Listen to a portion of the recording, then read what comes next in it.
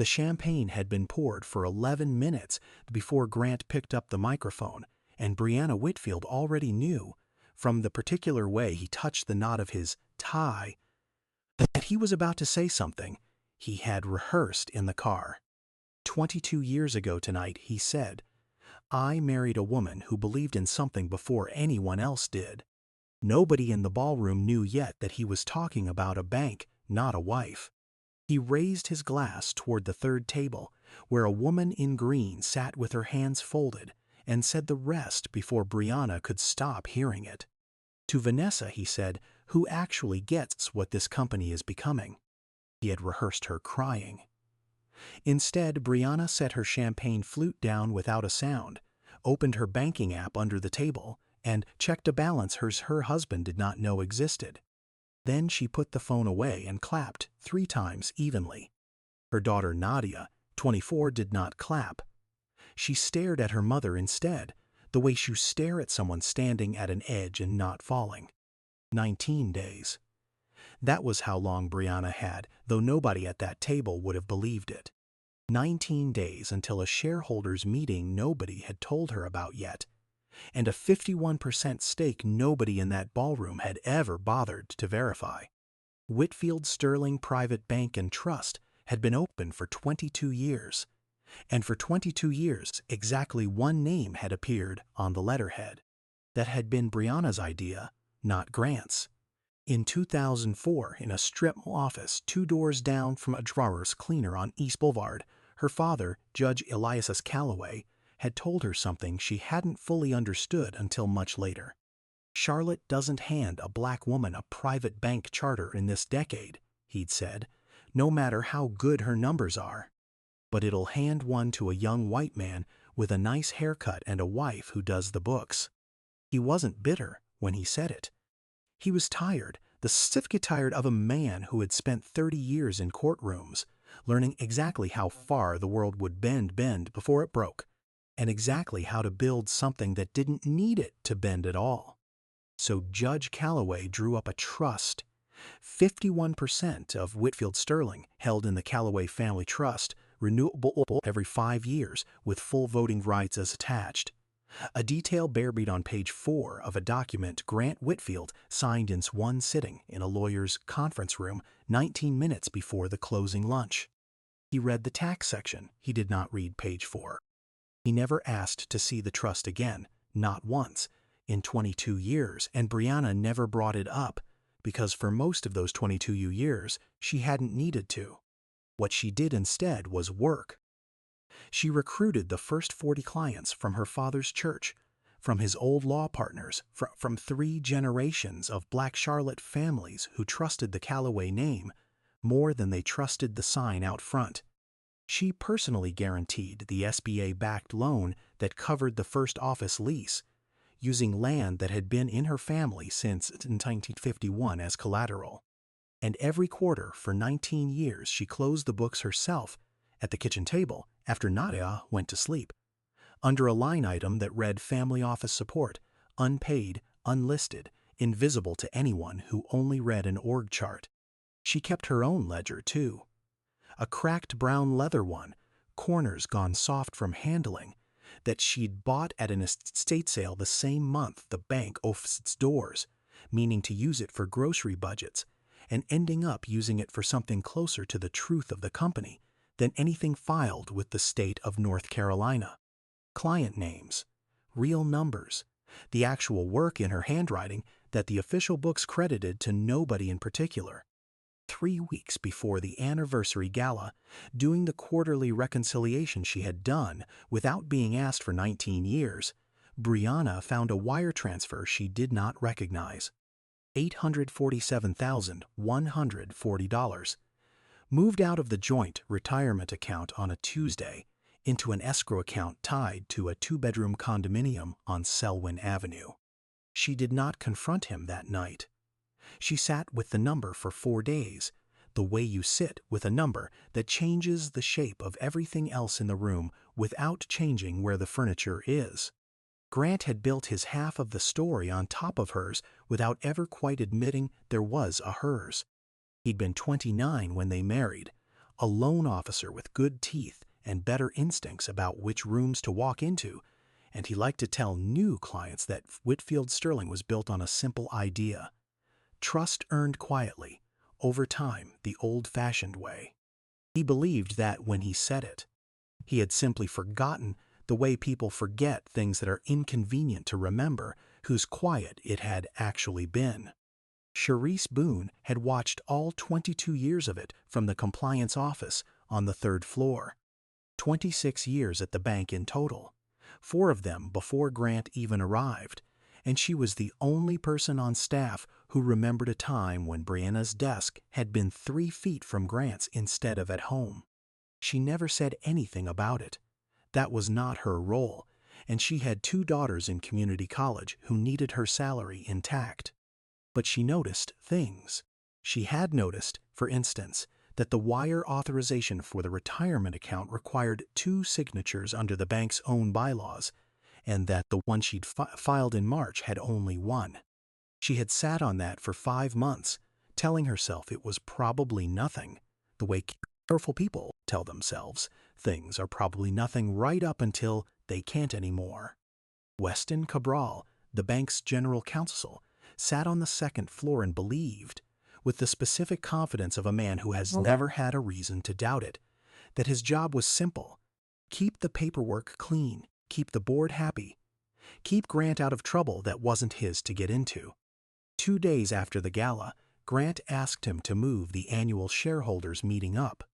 Cleaner for year-end structuring, Grant told him, which was true in the way a lot of Grant's sentences were true, technically accurate, and missing the one fact that mattered.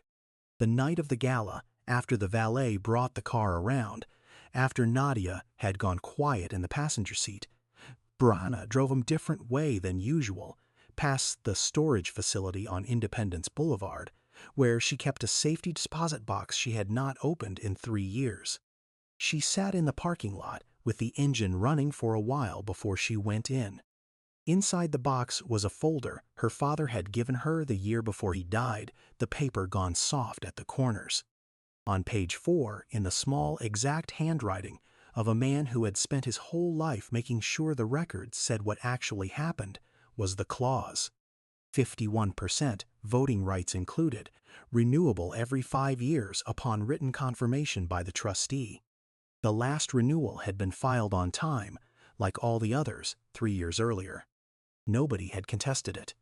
Nobody had even asked about it.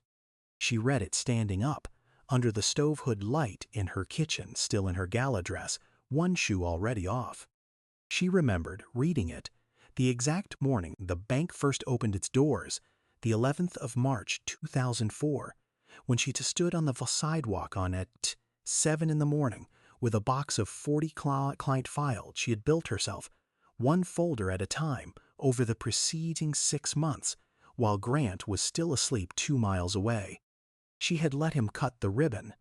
She had photographed the ribbon cutting herself, in fact, because nobody had thought to hire anyone to do it, and she still had that photograph somewhere in a drawer, uncredited the same way everything else eventually became uncredited.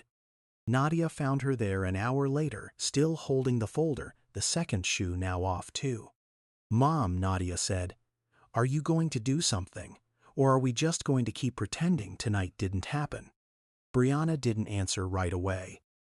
She closed the folder, squared its edges against the counter, and said the only thing that felt true. "I've been doing something for 19 years, she said. "Tonight I just found out what it was." Nadia didn't understand that yet. She would in 19 days. For now she went to bed unconvinced. The way a 24-year-old goes to bed unconvinced by a mother who has spent her whole life being calm at the exact moments other people expected her to break. If you believe women carry more power than they ever let the room see, just type hell D in the comments below. There is a particular kind of erasure that does not look like violence and rarely gets counted as abuse, though advocates who work with survivors of financial control say it shows up in nearly every case they document, more consistently than almost any other single warning sign. It looks instead like a woman's name simply not appearing anywhere that matters. Not on the letterhead, not on the loan application, not on the tax return, except as a dependent. Brianna had read about this once, years earlier in a magazine in a doctor's waiting room, and had thought, distantly, that it was sad for other women. Mount Olive Baptist, where the Calloway family had worshipped for 3 generations, was 2 miles from the bank Brianna had built and did not own on paper. Her father was buried in its cemetery. Every Sunday 19 years, she had sat in the same pew, 4 rows back, and said nothing to anyone about the ledger in her kitchen drawer, because in the community she came from, a woman who complained about her marriage in public, even a marriage like this one, was a woman who had failed at something. She had been raised to understand the difference between private dignity and public need, and for 19 years she had chosen the first one, every single time. That choice was about to end, not because she stopped believing in it, because she had run out of ways to keep believing in it and also keep her name off her own company's door. By the following Monday, Grant was already 3 moves ahead of a woman he did not know was moving at all. The following Thursday, at a client dinner for the bank's top depositors at a private room uptown, Grant introduced Vanessa Kerr to Thapel as the incoming Chief Client Experience Officer, a title that did not exist on any organizational chart before that sentence. Nobody at the table asked what qualified her for it. Nobody ever does when the person announcing the promotion owns the company being discussed, or believes he does. Brianna sat through the whole dinner. She asked Vanessa 2 questions about her background, where she'd gone to school, how long she'd worked in banking, and soon received answers that did not, by any definition Brianna had spent 22 years learning, qualify anyone for anything except being 28 and convenient. She said nothing else. She ate her dinner. She thanked the server by name. Later that week, Nadia cornered her mother in the kitchen again. "Everyone at that dinner was watching you not react," she said. "Charisse was watching you. I was watching you. Even the new hire was watching you, Mom, to see if you'd flinch." "I know," Brianna said. "Then why didn't you do anything?" Brianna set down the knife she was using to cut lemons for tea. "Because the thing I'm doing isn't the kind of thing you do in a dining room," she said. "It's the kind of thing you do with paperwork. And paperwork takes longer than a dinner, and it doesn't care who's watching." That was the closest she came in the whole 19 days to explaining herself to anyone. She never said it again. The following Tuesday, she drove to a small office above a dry cleaner on East Boulevard, the same stretch of road, 20 years later, where her father had once told her a bank would never be handed to a black woman outright, to meet an estate attorney named Camille Ashwood, who had no connection to Whitfield Sterling, no client on the bank's roster, and no reason to owe Grant Whitfield anything. She brought the trust folder in a canvas grocery tote so that no one on the street and no one in the elevator would recognize what she was carrying. Camille read the document twice, slowly, the second time with a pen in her hand, marking nothing. When she finished, she looked up. "This is airtight," she said. 51% voting rights properly renewed every 5 years without a gap. If your husband's counsel tries to argue you waived anything by not asserting it for 19 years, that argument fails the moment we produce the renewal filings. You never abandoned this, you just never needed it. "So I can vote," Brianna said. "You can vote," Camille said. "But voting isn't the whole fight anymore. 51% isn't the question.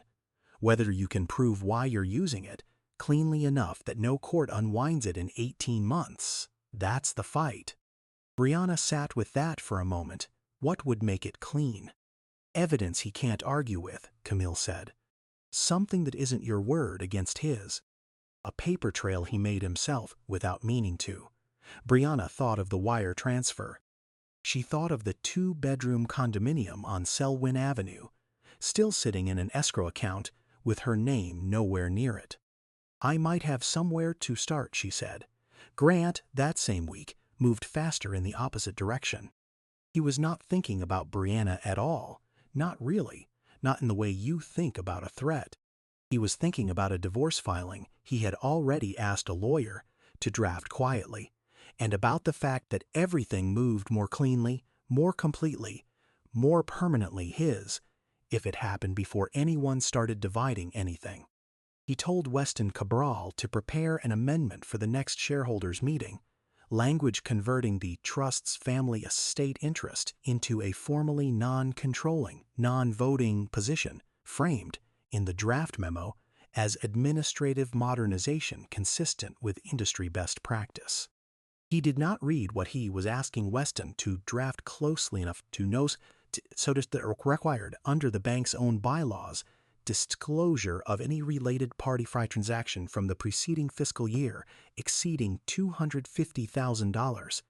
He had signed that bylaw provision himself 11 years earlier, congratulating himself in the boardroom that day on how seriously Whitfield Sterling took its own governance.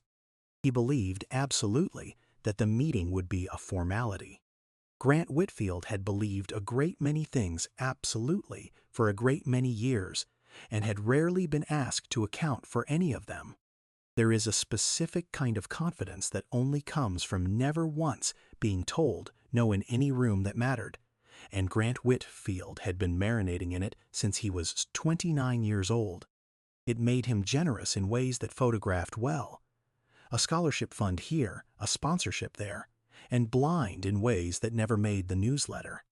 He genuinely believed, in the part of himself he would have described as reasonable if anyone had asked, that Vanessa represented something the bank needed.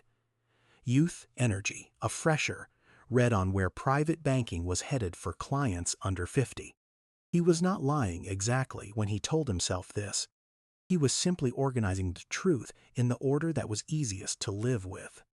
That same week, Cherise Boone finally decided to stop sitting on the thing she had been sitting on for 5 months.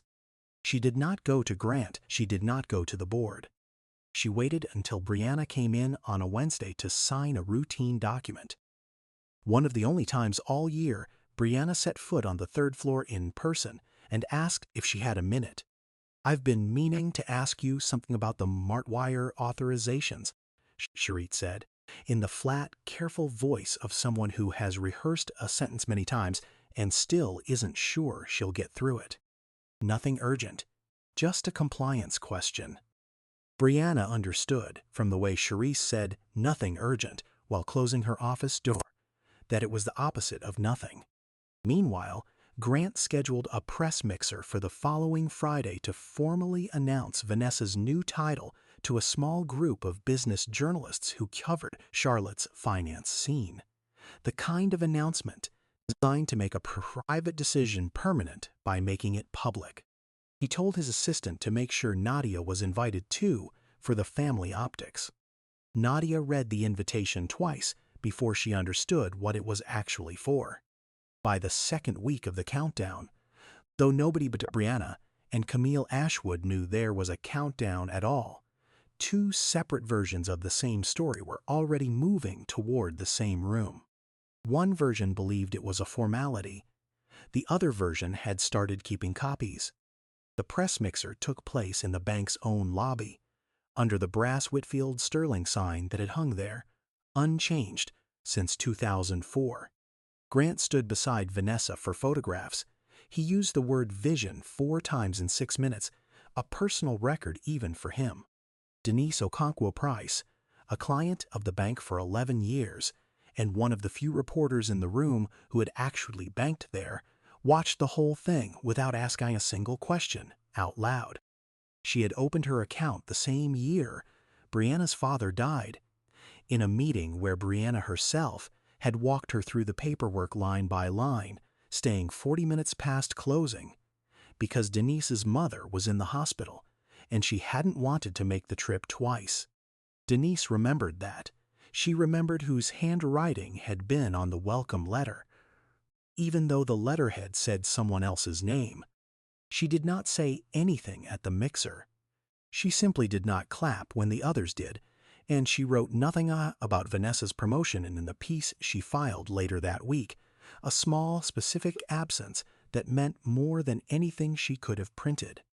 Nadia stood at the back of the lobby with her phone in her hand. She had come, reluctantly, at her father's insistence, and she left before the photographs were fully finished, walking out past the old ledger case near the elevator bank. A glass display, mostly forgotten, that held a few framed from the bank's early years, none of them her mother's.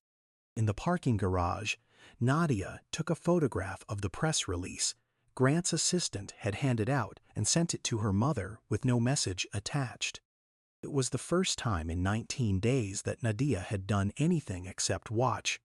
Brianna, sitting at her kitchen table with the wire authorization. Charisse had finally quietly given her that morning, looked at her daughter's text for a long moment before she answered. "Thank you," she wrote back. Nothing else. It was enough. She was not angry, not in any way she let herself feel yet. She was doing arithmetic. 19 days had become 12.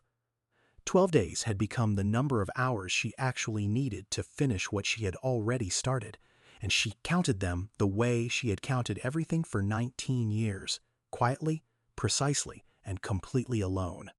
To be fair to a man who did not deserve much fairness that season, Grant was not entirely wrong that Whitfield Sterling needed to change.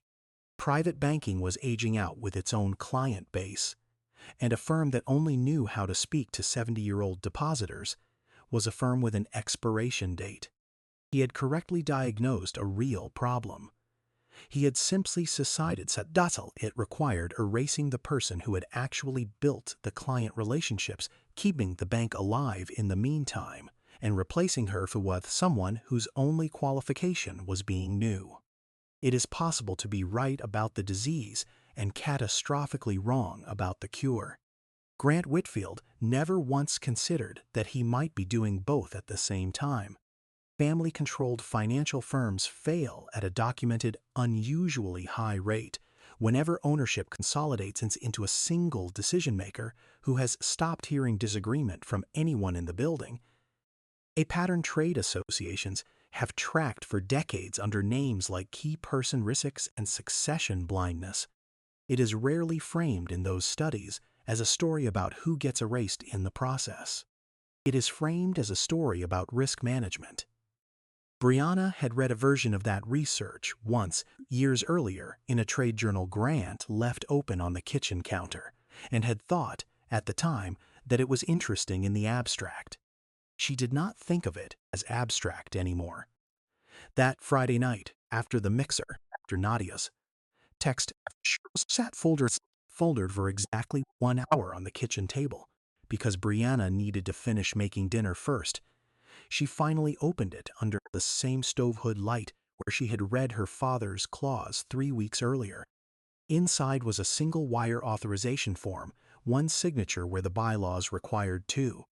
She recognized the missing second signature line immediately, because she was the one who had drafted that particular bylaw requirement herself, in a meeting 11 years earlier that Grant had barely paid attention to. Brianna spent the next 4 nights doing what she had always done best, which nobody at Whitfield Sterling had ever put on an org chart, the reconciling sorry until they told the truth whether anyone wanted to hear it or not. She pulled her own ledger first, the cracked brown one from the estate sale, 22 years of handwriting that had changed slightly with age, but never in substance. Then she cross-referenced it against the official books, the ones filed with the state, the ones that had never once listed her name under anything but spouse of principal. The discrepancies were small individually. Together, over 19 years, they were not small at all. On the second night, Charisse Boone knocked on her door. She had never been to the house before. 26 years at the bank, and this was the first time she had stood on Brianna Whitfield's front porch, holding a manila folder against her chest like it might blow away. "I've kept a copy of everything since March," Charisse said, and set the folder on the table between them. Inside were 5 separate documents, none of them dramatic on their own. A wire authorization missing a required signature, an internal memo referencing a discretionary operational allowance, a clause buried in the bank's charter that existed for emergencies, a burst pipe, a payroll shortfall on a holiday weekend, and had been invoked exactly twice in 22 years before this. A bank statement showing the retirement account balance the day before the transfer and the day after. An escrow disclosure form from a title company on Selwyn Avenue, listing a two-bedroom unit, 612 square feet, closing scheduled for the following month. And a calendar entry forwarded by mistake from Grant's assistant to the compliance inbox 8 months earlier, titled simply G.W. Personal Errand Selwyn Condo Walkthrough, with no explanation attached because none had seemed necessary at the time. Charisse did not explain any of it out loud. She did not need to. The documents said what they said. Why now? Brianna asked her. Because I watched you clap 3 times at that debtor, Charisse said, instead of doing what I would have done, which is throw the wine. And I decided if you could hold yourself together like that, after 19 years, I could hold up my end after 5 months. That night, after Charisse left, Brianna laid all 5 documents on her kitchen table, side by side, in the order she would eventually need to present them. The trust certificate, her father's letter, the wire authorization, the escrow disclosure, the forwarded calendar entry. She photographed each one twice, once for her own file and once for Camille, and did not sleep until 3 in the morning, though she was at her desk and by 6. Grant, 3 miles away, slept 8 hours undisturbed. He had scheduled the shareholders for the full Thursday, 19 days from the gala exactly, and considered the matter, in every meaningful sense, already settled. There is a particular kind of blindness that wealth produces in people who have never had to check whether the ground under them is actually theirs.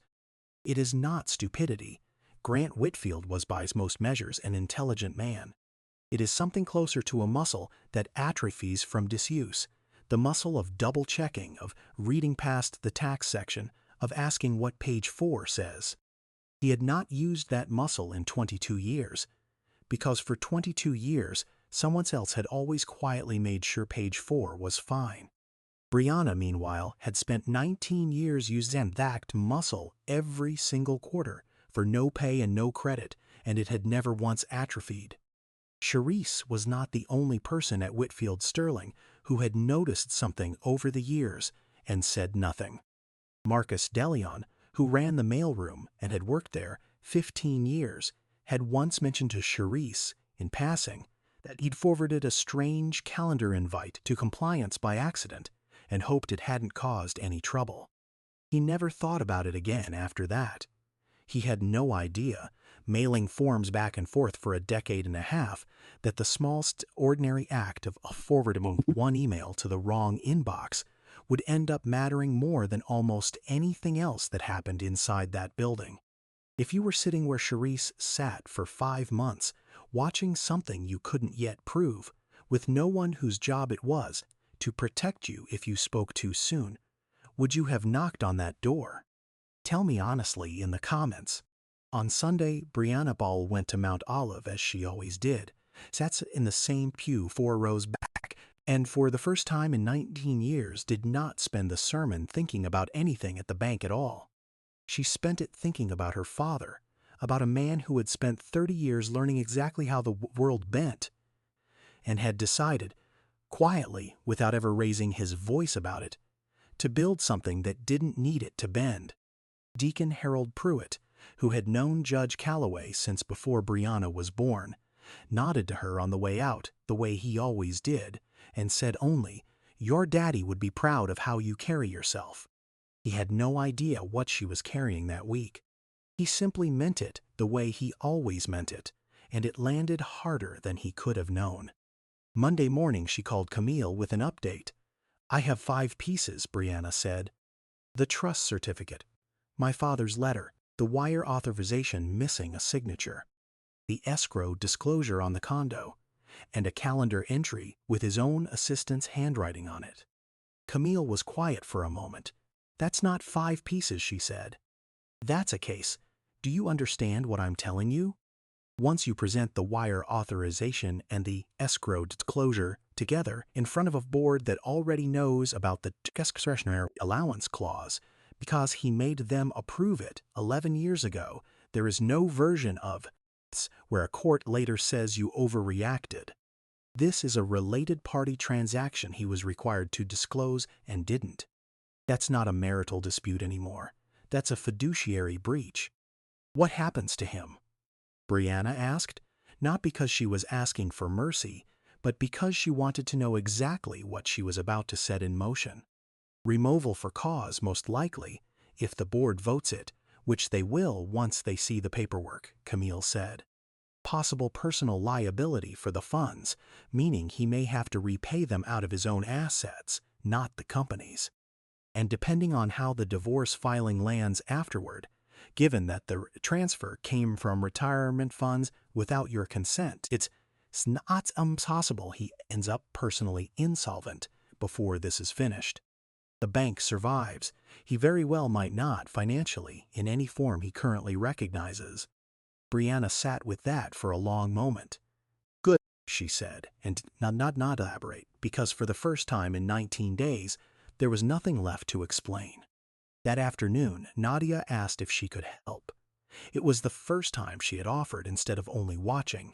And Brianna, who had spent 19 years doing everything specifically so no one else would have to carry any of it, surprised herself by saying yes. She asked Nadia to make 3 copies of everything, quietly, at a print shop on Independence Boulevard that had no connection to the bank, and to keep 1 set in her own apartment, in case anything happened to the others. It was a small task. It was also the first time in the entire story that anyone in the family had shared the weight of what Brianna was carrying, instead of simply watching her carry it. By Tuesday, the notice had not yet arrived from Weston Cabral's office. Though everyone involved on both sides of a fight, only one side knew was happening, understood it was close. Brianna spent that final quiet evening before the notice came doing something she had not done in years. She sat with her ledger open on her lap, not working, just reading her own handwriting from 2005, 2009, 2014. The record of 19 years no official document had ever fully credited to her. She closed it, finally, a little after midnight, and for the first time all week, she let herself feel something close to relief. Not because it was over, because for the first time in 19 years it was finally, unmistakably about to be. Weston Cabral delivered the notice himself on Wednesday evening, still in his work clothes, because the bank outside server had a scheduling conflict, and was ever conscientious about deadlines, decided it was faster to drive it over personally on his way home. He apologized for the short timeline when Brianna answered the door. "I know 19 days from the meeting is fast," he said, "but Grant wanted it wrapped before year-end. Just a formality, really. Trust restructuring language. Nothing that should concern a family member." "Thank you, Weston," Brianna said, and took the envelope from him with both hands. He did not notice, standing on her porch in the last of the evening light, that she had a pen already sitting on the entry table behind her, uncapped, as though she had been expecting to need it. He drove home that night with no idea that he had just personally delivered, into the hands of the one person who could use it, the single piece of paper that would end his client's career. Brianna signed the RSVP line herself that evening. For 19 years, that line had always been signed by Grant's assistant, a small administrative courtesy nobody had ever questioned, because nobody had ever needed to. This time, she wrote her own name in her own hand, in the exact same handwriting the ledger in her kitchen had carried for 2 decades, and mailed it back the next morning before Nadia was even awake. Grant did not read certified mail scan closely enough to notice the signature was different. He was 3 days from the meeting, and thinking almost entirely about a divorce filing he had asked his lawyer to hold until the vote passed, so that by the time Brianna received papers, she would have nothing left to negotiate over. That same week, The local business journal ran a short item on Vanessa Kerr's promotion, 4 column inches, mostly photographs. Denise Okonkwo-Price's outlet did not run a piece at all, a small, quiet decision nobody at Whitfield Sterling noticed or asked about. Nadia, reading the item on her phone at work, forwarded it to her mother without comment for the second time in 2 weeks. This time Brianna wrote back 3 words, "Almost there, baby." Grant, in the days that followed, made a series of decisions that felt, from inside his own head, entirely reasonable. He told himself the amendment was about efficiency, not erasure. He told himself Vanessa's promotion was about talent, not appearances. He told himself the accelerated timeline was about tidiness, not urgency, though somewhere underneath all of that, in a part of some envelopes he never examined too closely, he understood exactly why he wanted it finished before any lawyer for Brianna could get involved. He was not a stupid man. He was a man who had built an entire adult life on the specific talent of not looking too closely at things that were inconvenient, and it had worked for him without interruption for 22 years. 3 days before the meeting, he called a short informal gathering of the board's senior members at his club, ostensibly to walk them through the amendment before the formal vote. He described it, over drinks, in the same language Weston had used on Brianna's porch. Administrative modernization, nothing that should concern anyone, a housekeeping matter overdue by a decade. 2 board members asked no questions at all. Nodding along the way, people nod when they have already dested. A meeting is a formality, and are simply waiting for the part where they get to leave. A third, an older woman named Corinne Aldana, who had sat on the board since the bank's 2nd year, and remembered distantly a young couple who had once come in together to open their very first business account, both of them younger then than her own children were now, asked one. "Does the family trust know about this?" she asked. "Of course," Grant said, without hesitating, because in his mind, informing the trustee's attorney's office of a routine filing and actually consulting with the human being who held 51% of the company were, somehow, the same thing. Corinne let it go. She had no reason yet not to. It would be one of the last times, for a long while, that anyone at Whitfield Sterling took Grant Whitfield at his word without checking it first. Meanwhile, in the office above the dry cleaner on East Boulevard, Camille Ashwood and Brianna rehearsed the sequence one final time. Camille had drawn a simple outline on a legal pad. The trust certificate first, then the confirmation of voting rights, then the evidence of the transfer, each piece landing before the next one began, so that nobody in that boardroom would be able to say afterward that they hadn't understood exactly what they were looking at, one document at a time. "You don't explain anything," Camille reminded her. "You let the paper explain it. The moment you start narrating, you give him something to argue with. Silence is the strongest thing you're bringing into that room." Brianna nodded. She had, after all, been practicing silence for 19 years. This was simply the first time it was going to cost someone else something. The night before the meeting, Nadia came over with the 3 copies she had made at the print shop, sealed in plain manila envelopes, no labels, exactly as her mother had asked. She stayed for dinner. She did not ask any more questions about whether her mother was going to do something. She had stopped needing to ask, "Are you scared?" Nadia asked instead, over dishes, the first time in 19 days either of them had used that word out loud. Brianna considered the question honestly before she answered it. "I've been scared of a lot smaller things than this," she said. "I was more scared signing that first SBA loan application at 25 using land my grandmother left me than I am right now. This part is just paperwork. The scary part was already over a long time ago before either of us knew to call it that." Nadia hugged her mother at the door before she left, longer than usual, and said nothing else. Some things, in a family that had spent 19 years not saying things out loud, still didn't need words to land. Grant spent that same evening at the Selwyn Avenue condo. walking Vanessa through paint samples for a chittage that had not yet closed escrow, cheerfully unaware that the walk-through calendar entry from 8 months earlier had already been photographed twice, printed in triplicate, and was setting aside that moment in a plain manila envelope on his own daughter's kitchen counter. 19 days had become one.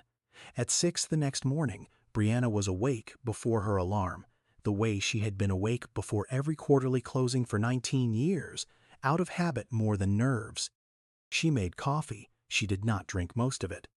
She dressed carefully, in a plain navy suit she had bought for her father's funeral 6 years earlier, and worn to exactly 3 occasions since, each one requiring the specific kind of composure this one now required as well.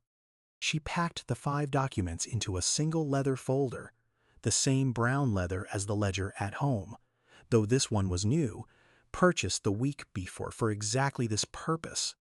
She did not pack the ledger itself. Some things, she had decided, still belonged only to her. At 8:15, Camille texted a single word, "Ready?" Brianna looked at the folder on her kitchen table for a long moment before she answered. "Yes," she wrote back and picked up her keys. Camille was waiting in the parking garage when Brianna arrived, 20 minutes early, the two of them the first ones there except for a security guard who nodded at Brianna, the way he'd nodded at her for 6 years without ever knowing her name was on anything more than a visitor badge. "Last chance to ask me anything," Camille said, "before we go up. What happens if I don't do this today?" Brianna asked, not because she wanted an answer that would change her mind, but because she needed, one final time, to hear the alternative out loud and confirm it was worse.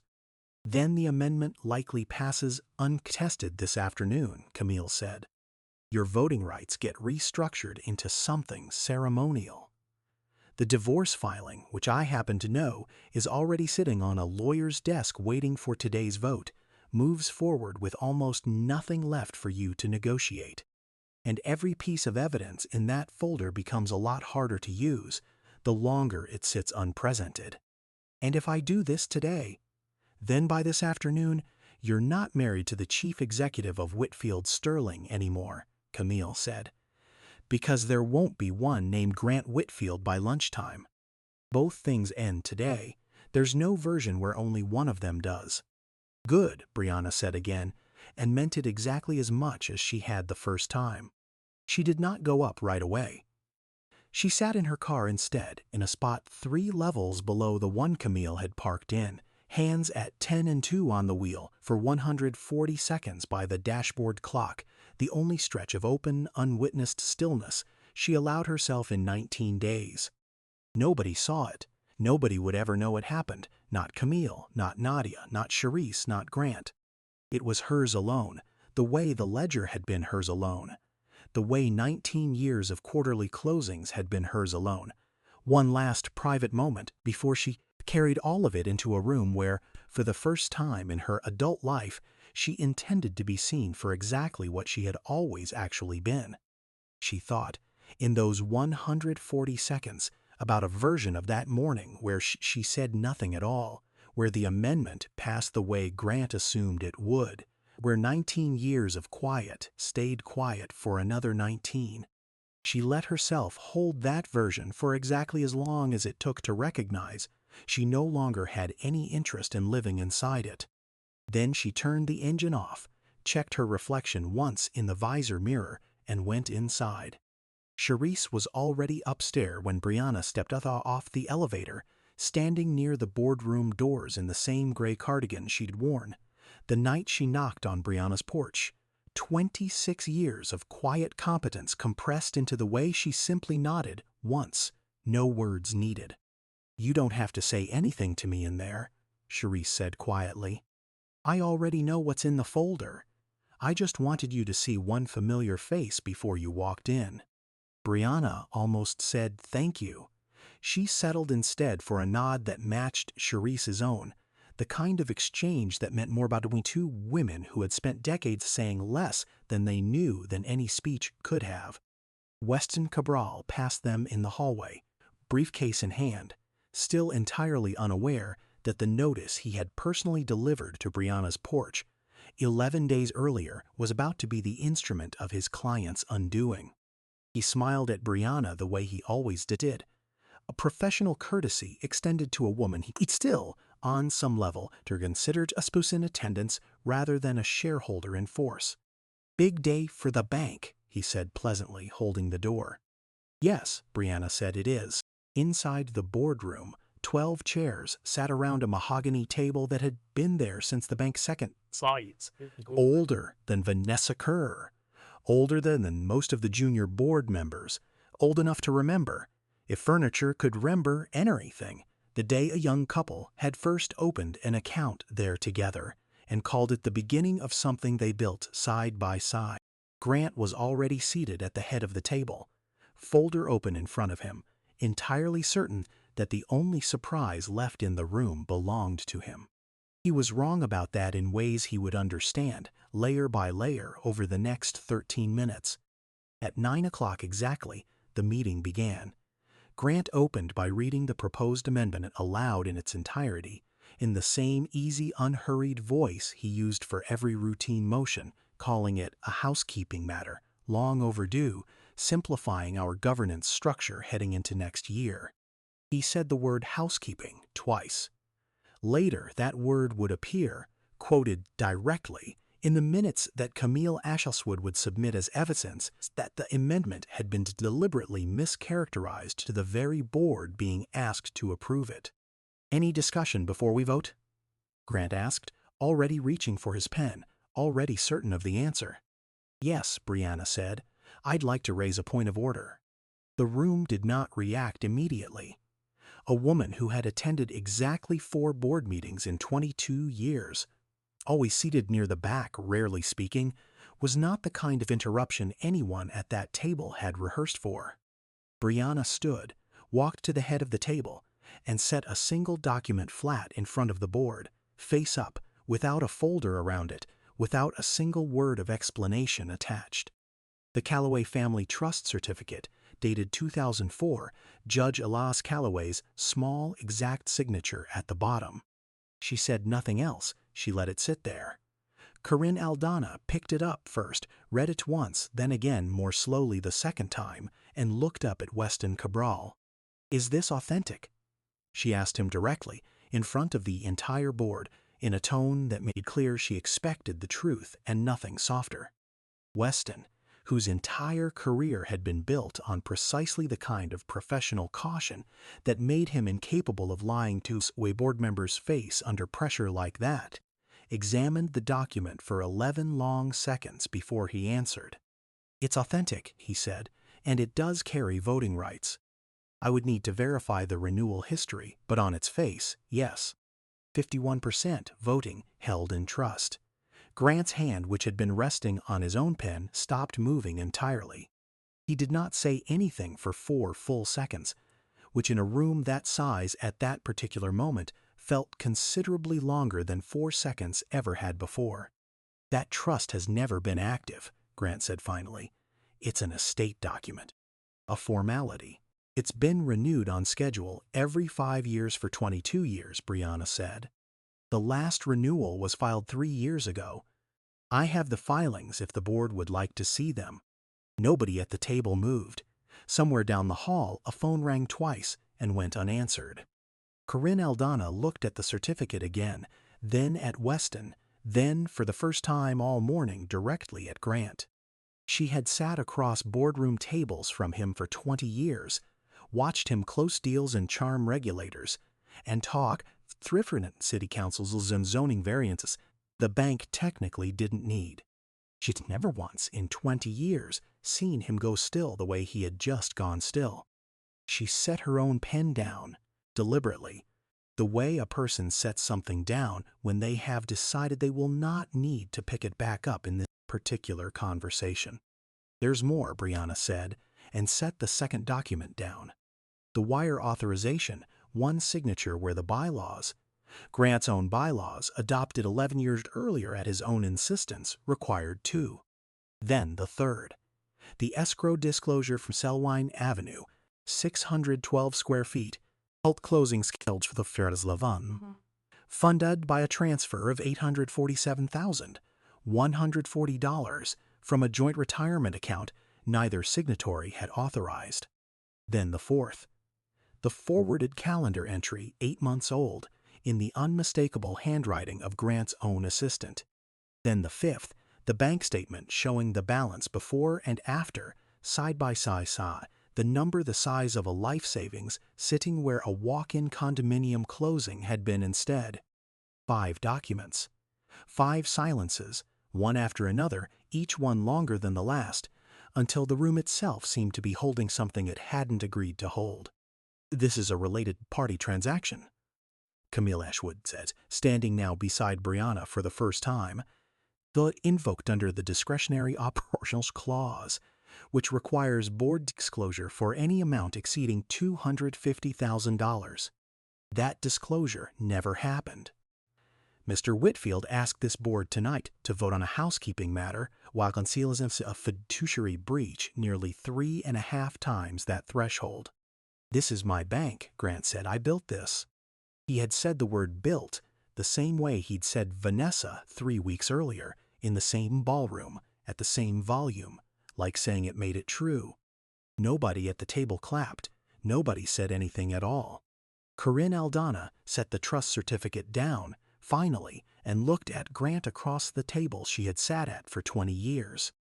"Call the vote," she said. The vote took 4 minutes.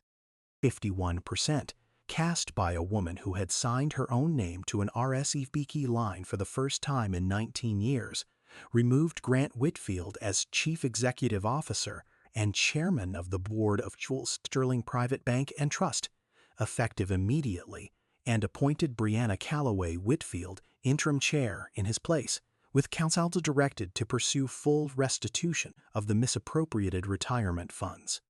Grant stood up before the vote was even finished being read into the record. "This isn't over," he said, though nobody in that room, least of all Brianna, needed to hear it to know it already was. For 11 full seconds after Grant said it wasn't over, nobody in the boardroom moved. Not Corinne, still holding a pen she hadn't used.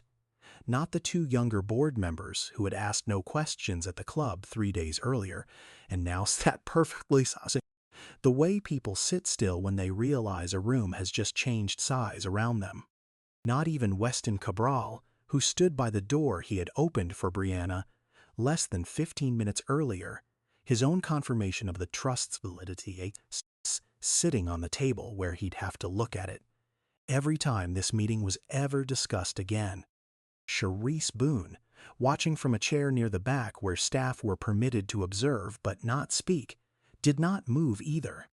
She had waited 26 years to see a room understand what she had understood for 5 months, and now that it finally had, she found she had nothing left to add. She had already said the only thing that mattered, on a porch 11 days earlier in a manila folder. Brianna gathered the 5 documents from the table herself, in the same order she had set them down, and slid them back into the leather folder without looking at Grant again. She did not raise her voice at any point in the meeting. She did not need to. Everything she had needed to say had already been said, over 9 years, in a ledger nobody but her had ever read, and this room had simply been the first place required by law to listen. As she reached the door, Corinne Aldana stopped her. 22 years, Corinne said, and I never once asked whose handwriting was actually behind half the client files I've reviewed at this bank. I should have. You weren't the only one who didn't ask, Brianna said, and left it there, because there was nothing unkind in it and nothing that needed defending either.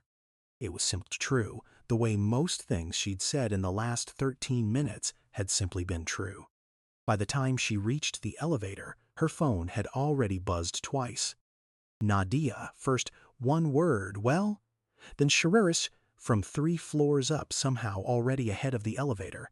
Proud of you, sent from a woman who had spent 20 from one sentence saying that phrase to anyone at that company, about anything. Brianna answered neither message until she was in her car.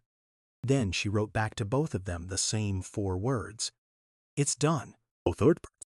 The board ratified the removal formally within the hour, a procedural step that took less time than the vote itself had. By that afternoon, outside counsel had filed the initial restitution demand. By evening, Vanessa Kerr's promotion had been quietly rescinded by an email from Human Resources that used the phrase organizational realignment and nothing else. She left the building at 4:30 and did not come back. Grant did not go home that night. He went instead to the small office on the 4th floor that had, as of 9 that morning, stopped being his corner office and become, in the language of the building directory updated by 5 o'clock, a temporary space for outgoing executive transition. It still had his name on the door. Someone would remove that within the week. He sat there for a long time before he opened the letter that had been couriered over that afternoon, the formal notice of removal. The restitution demand, the number $847,140 spelled out in full, the way lawyers spell out numbers when they want a person to feel the weight of every digit. He read it once. He read it again, more slowly. The way a person reads something hoping the second pass will reveal it was smaller than the first pass made it seem.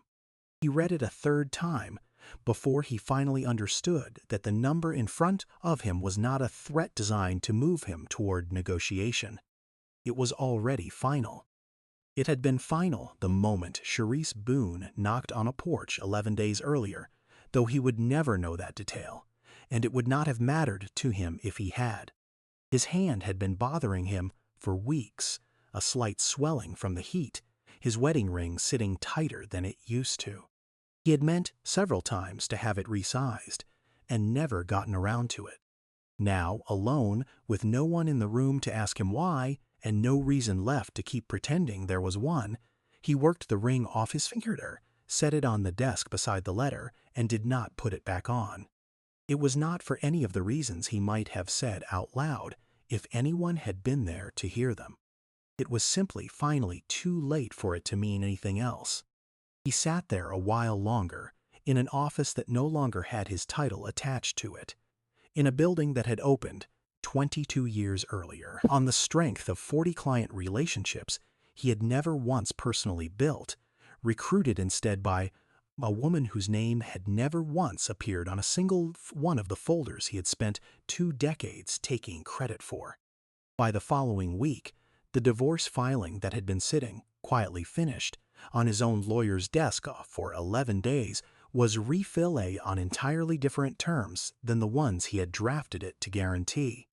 Marital retirement funds misappropriated without consent do not disappear from a settlement simply because the person who moved them would prefer they had.